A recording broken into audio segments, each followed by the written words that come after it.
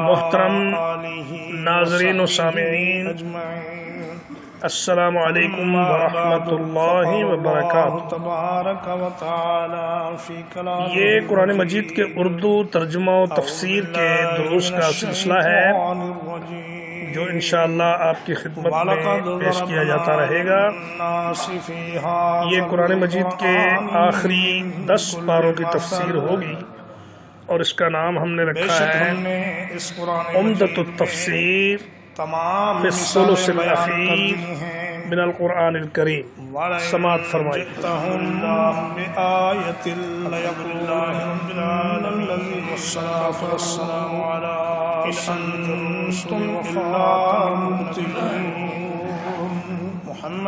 اور اگر آپ ان کے پاس کوئی نشانی لے کر آئیں، کوئی معجزہ لے کر آئیں، تو کافر لوگ یہی کہیں گے کہ تم باطل پرست ہو، باطل کے پیچھے چل رہے ہو۔ كَذَلِكَ يَطْبَعُ اللَّهُ عَلَىٰ قُلُوبِ الَّذِينَ لَا يَعْلَمُونَ۔ اسی طرح اللہ تعالیٰ مہر لگا دیتا ہے ان لوگوں کے دلوں پر جو علم سے محروم ہیں۔ بے شک ہم نے اس قرآن فَاصْبِرْ إِنَّ وَعْدَ اللَّهِ بیان کر دی ہیں۔ آپ صبر سے کام لیں، بے شک اللہ کا وعدہ بالکل سچا ہے۔ وَلَا يَسْتَخِفَّنَّكَ الَّذِينَ لَا يُؤْمِنُونَ۔ اور آپ کو ہلکا نہ جن کے پاس کوئی نشانی لے کر آئیں، کوئی معجزہ لے کر آئیں، تو کافر بہت یہی کہیں گے کہ تم لوگ باطل پرست ہو، باطل کے پیچھے چل رہے ہو۔ بزرگوں، كَذَلِكَ يَطْبَعُ اللَّهُ، یہ سورۃ الروم کی آخری 3 آیات ہیں جو آپ حضرات کے سامنے اللہ تعالیٰ مہر لگا دیتا ہے 59 اور 60 پر جو علم سے محروم۔ یہاں پہ سورۃ الروم ختم ہو رہی ہے اور انشاءاللہ العزیز اگلا درس جو ہے وہ آپ صبر سے کام لیں، بے شک اللہ کا وعدہ بالکل سچا ہے۔ اس سے اگلی صورت ہے وَلَا يَسْتَخِفَّنَّ۔ اس صورت کے جملہ فضائل میں سے ایک فضیلت یہ بھی ہے کہ نبی کریم صلی اللہ علیہ وسلم آپ کو ہلکا نہ گاہے بگاہے اس صورت کو فجر کی نماز میں پڑھا کرتے تھے۔ میرے بہت ہی صحابی بیان کرتے ہیں پیارے بھائیوں کہ ایک دفعہ رسول اللہ صلی اللہ علیہ وسلم نے ہمیں فجر کی نماز پڑھائی اور اس میں سورۃ الروم کی تلاوت فرمائی۔ 3 آیات ہیں، آپ اس میں تھوڑا سا تلاوت کرتے کرتے سامنے تلاوت کی آپ کو 58 59 ایک شبہ سا ہوا اور یہاں پہ ہی سورۃ الروم کی جگہ رہی آیت پڑھ گئے یا اور انشاءاللہ العزیز اگلا درس جو ہے سلام پھیرنے کے بعد آپ صلی اللہ علیہ وسلم نے فرمایا سے شروع ہوگا جو اس سے اگلی صورت قد لبس علینا القرآن۔ اس صورت کے جملہ فضائل میں سے ایک فضیلت یہ ہوا کہ قرآن مجید ہمیں نبی کریم صلی اللہ علیہ وسلم گاہے اقوام منکم فجر کی نماز میں پڑھا کرتے تھے۔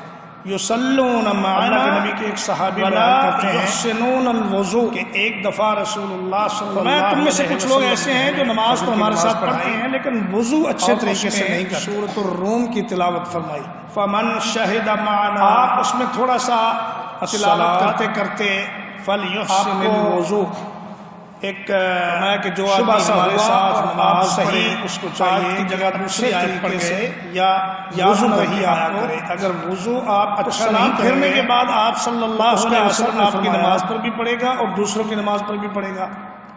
کہ یہ بہت ضروری معاملہ ہے کہ آدمی وضو کرتے ہوئے آج کی نماز میں یہ ہوا کہ بہت اہتمام کے ساتھ بھولنے لگا، احتیاط کے ساتھ وضو کرے کہ جسم کا اقوام مال برابر حصہ بھی خشک نہ رہے۔ یصلون معنا ولا یحسنون الوضوء، فرمایا تم میں سے کچھ لوگ ایسے ہیں جو نماز تو ہمارے ساتھ پڑھتے ہیں لیکن وضو اچھے طریقے سے نہیں کے لیے جتنی بھی باتیں ضروری تھیں فمن شہد ساری کی ساری ہم نے اس قرآن مجید میں بیان کر دی۔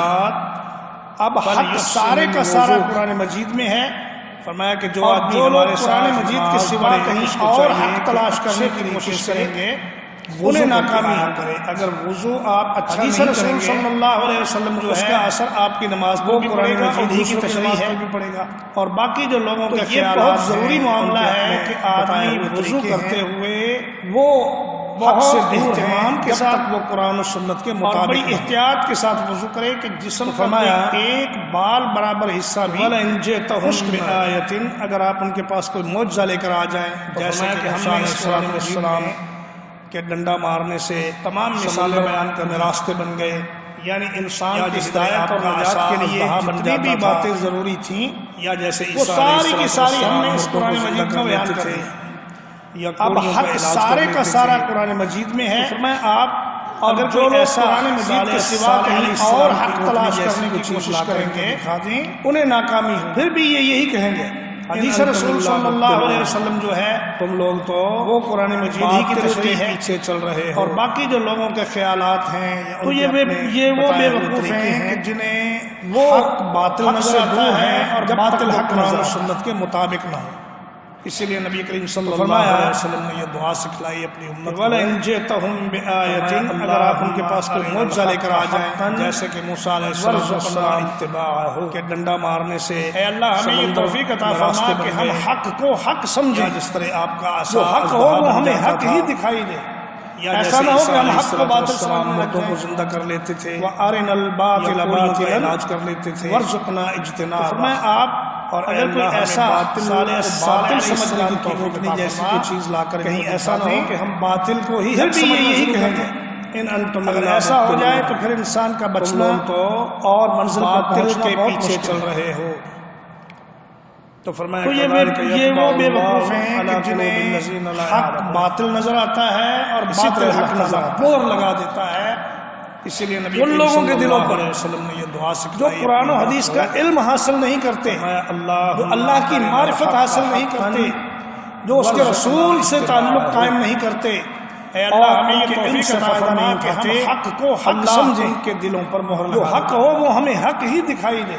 اسی طرح ایسا نہ ہو کہ ہم حق کو باطل سمجھنے لگ جائیں کہ وَأَرِنَا الْبَاطِلَ بَاطِلًا وَارْزُقْنَا اجْتِنَابَهُ رَبِّكَ لَا اللہ ہمیں باطل سمجھنے کی توفیق عطا فرما. کہیں ایسا نہ ہو کہ ہم باطل کو ہی حق سمجھنا شروع کر دیں.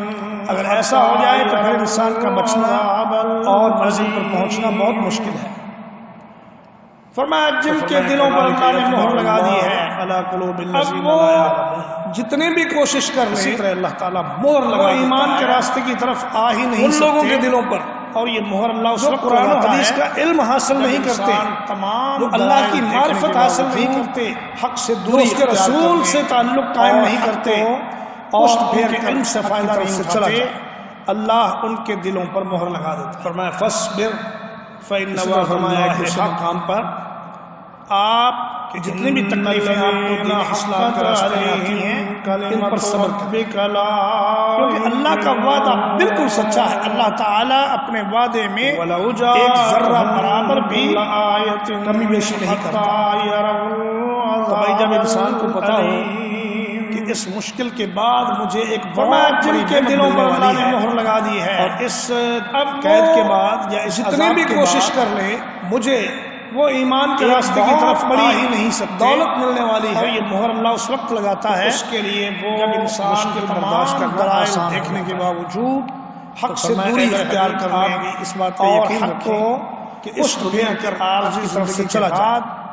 آپ کو ایسی ایسی اللہ کی نعمتیں ملنے والی ہیں ایسا مقام عطا ہونے والا ہے. آپ جتنی بھی دنیا کی مشکلیں یاد نہیں راستے میں آتی ہیں ان پر صبر کرنا کیونکہ اللہ کا وعدہ بالکل سچا ہے. اللہ تعالیٰ اپنے وعدے میں ایک ذرہ برابر بھی ہو جائے کمی بیشی نہیں کر پروپیگنڈا کر سکیں کہ لو جی دیکھو. تو بھائی جب انسان کو پتا ہو دین پر پکے نہیں کہ اس مشکل کے بعد مجھے ایک بہت بڑی نعمت ملنے والی ہے ان کے سامنے اور اس قید کے بعد یا اس عذاب کے بعد مضبوطی کا مظاہرہ مجھے اور اللہ کی بہت بڑی دولت ملنے والی صبر سے برداشت کریں تو اس کے لیے اللہ وہ وقت مشکل برداشت کرنا آسان ہے. جب آپ کو اللہ تعالیٰ فرمایا اے میرے حبیب آپ بھی اس بات پہ یقین رکھیں اقول کہ اس دنیا کی عارضی زندگی کے بعد آپ کو ایسی ایسی اللہ کی نعمتیں ملنے والی ہیں اور ایسا بلند مقام عطا ہونے والا ہے کہ آپ کو یہ دنیا کی مشکلیں یاد بھی نہیں رہیں گی. وَلَا يَسْتَخِفَّنَّكَ الَّذِينَ لَا يُوقِنُونَ. کافر لوگ تو یہ چاہتے ہیں کہ آپ سے کسی کمزوری کا صدور ہو جائے اور پھر وہ پروپیگنڈا کر سکیں کہ لو جی دیکھو مسلمان تو اپنے دین پر پکے نہیں ہیں، یہ تو دین میں کچے ہیں، کمزور ہیں. فرمایا نہیں، ان کے سامنے استقامت اور ان کے سامنے مضبوطی کا مظاہرہ کریں اور اللہ کی راہ میں جو بھی تکلیف آتی ہے اسے صبر سے برداشت کریں. انشاءاللہ وہ وقت بہت قریب ہے کہ جب آپ کو اللہ تعالیٰ بہت بلند مقامات سے نوازے گا. اقول قولی ھذا واستغفر اللہ لی ولکم ولسائر المسلمین.